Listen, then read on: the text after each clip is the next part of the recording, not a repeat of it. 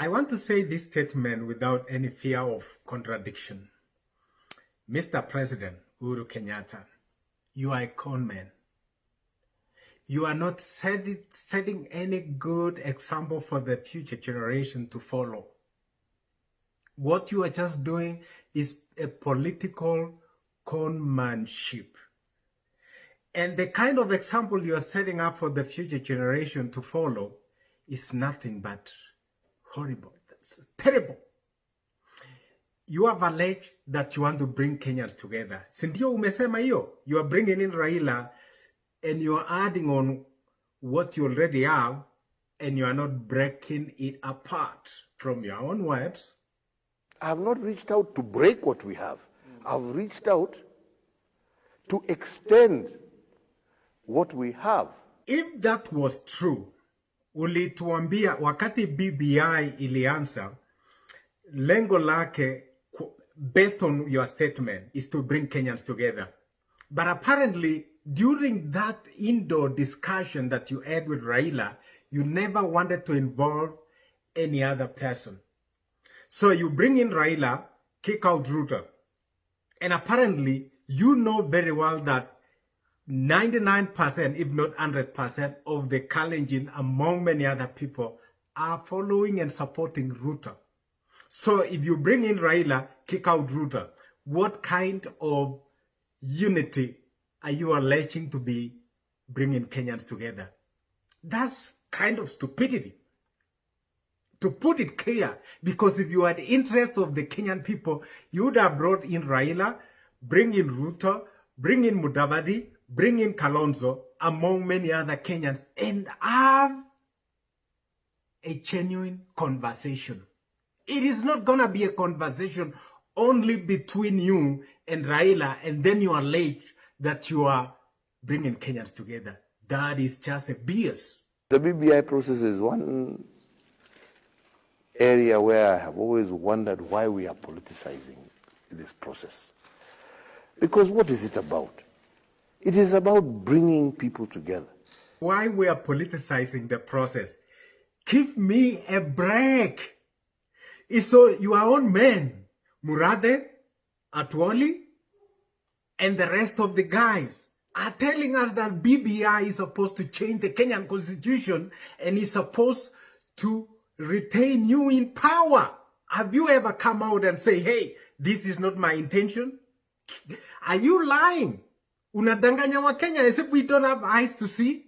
Can you go to the microphone and tell Atwali, Murade, and the company that you guys are wrong? You are misinterpreting my intention for BBI. You haven't done that. Therefore, you are in agreement with what they are telling us. And then when we respond, unasema kwamba we are politicizing. Give me a break. Are you serious with what you are telling Kenyans? In as much as I want to trust what is coming from your damn mouth, Mr. President.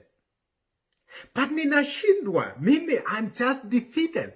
Because your own men, Murade, Atwoli, and the rest, wanatuambia kwamba BBI is supposed to change the constitution, make you the prime minister, make Raila a president, and incorporate everybody into the government. But you are only thinking that those who are talking against BBI are politicizing and not your people. But you haven't even called the press conference and say, hey, you guys, Atwale and Murade and the rest, you are wrong. Don't politicize. So it's only the other side that is politicizing. Kenyans in 21st century are not fools anymore. Sio wachinga, they know. They have, if the mainstream media cannot cover all this stuff, we will say, we will speak, and every Kenyan will listen to us. Because what is it about? It is about bringing people together. It is about trying to end suspicions, not create suspicions. Mr. President, we are even more suspicious than yesterday. Because what your men are doing and telling us is not what you are saying. So we are more suspicious, and we have a reason to. Let me take cue back to the history, Mr. President. Hata kama mtu alikuwa amesahau namna gani, this is what you said. Kazi yao ni kuja kusema fulani atakalia hii kiti na wewe utakalia. Wanagawanya serikali kama mkate, kuonesha ya kwamba hawana hata agenda ya nchi. Agenda yao, haja yao ni viti, na wengine wanakubali kudanganywa ati watakuwa ma prime minister, ati jameni, ati serikali hiyo ya sijui wanaitwa nasi something, yeah? Hiyo serikali ati ikiingia, kazi yake ya kwanza ni kutumia mabilioni ya mashilingi ati kwenda kubadilisha katiba ati ndio mtu apate kiti. Mnaweza kukubaliana na plan kama hiyo kweli? Badala ya kusema vile wataongeza wanataka kutumia mabilioni. Unajua uchaguzi ni mabilioni. Ati ndio watu watatu wapeo cheo.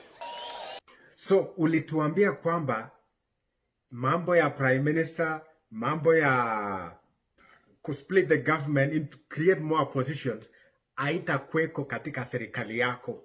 Kwa hivyo you are lying to the Kenyan people, and we have got no fear to call you a political conman. So ulisema kwamba we cannot spend millions of money ati watu watatu wapate jeo. Apparently when it comes to you, you don't care about the billions being lost so that you can get a position, Raila apate position, Gideon Moi apate position. Are you fooling Kenyans? We are smart, Mr. President. This is 21st century. People are more informed. The only thing I liked about your interview is that you ended up saying you have no more time. For sure, you have only 2 years to go home. Here. I don't have that much time to go. I can't continue pleading. I wish this was true. Apparently, it is not, because what your foot soldiers are telling the Kenyan people is the opposite. When Atwoli speaks, then it is thus say Uhuru Kenyatta. They represent you. If it wasn't true, then call the press conference and say that they don't speak for you. What they say is their own things. You are not up to that. Then we will now think about, hey, you're probably doing something good for us. But apparently, we are more suspicious than before, Mr. President. Thank you for tuning in.